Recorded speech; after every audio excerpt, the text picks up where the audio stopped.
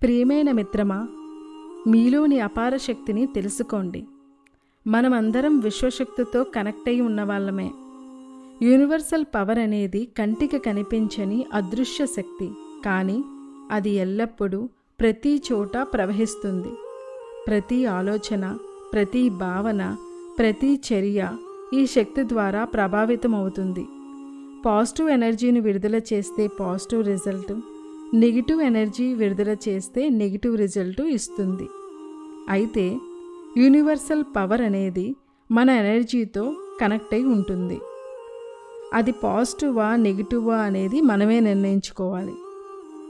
మీకు ఈరోజు మహాభారతంలో భీష్ముడు విశ్వశక్తిలో ఉన్న అపార శక్తిని ఏ విధంగా గ్రహించాడో తెలుసుకుందాం. భీష్ముడు చిన్నప్పటి నుండి వేదాలు, ఉపనిషత్తులు, ధనుర్వేదం నేర్చుకున్నారు. ధ్యానం, త్యాగం, కర్మ నియమాల ద్వారా అతను సృష్టిశక్తి, విశ్వశక్తి, ఆధ్యాత్మికత అర్థం చేసుకున్నారు. ప్రతి ఆలోచన విశ్వశక్తి ద్వారా ప్రభావితం అవుతుందని గ్రహించారు.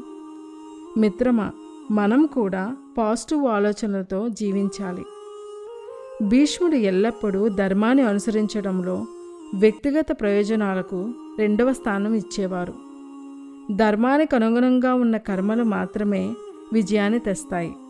అధర్మ కార్యం ప్రతికూల ఫలితాలను ఇస్తుంది. మీకు తెలిసిందే, కౌరవులు అధర్మ కార్యాలు చేశారు, ప్రతికూల ఫలితాలు పొందారు. మనం కూడా మన ఆలోచనలు, చర్యలు విశ్వశక్తితో సమన్వయం కావాలి. భీష్ముడు భీష్మ ప్రతిజ్ఞ ద్వారా తన జీవితాన్ని నియంత్రించారు.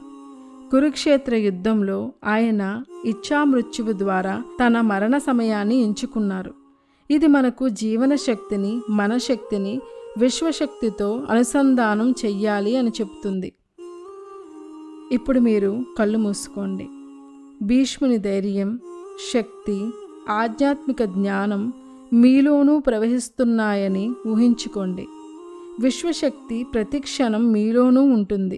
మీ ఆలోచనలు, చర్యలు, విశ్వాసం ద్వారా మీ జీవితాన్ని ధనవంతునిగా, విజయవంతునిగా, ఆనందంగా మార్చుకోండి.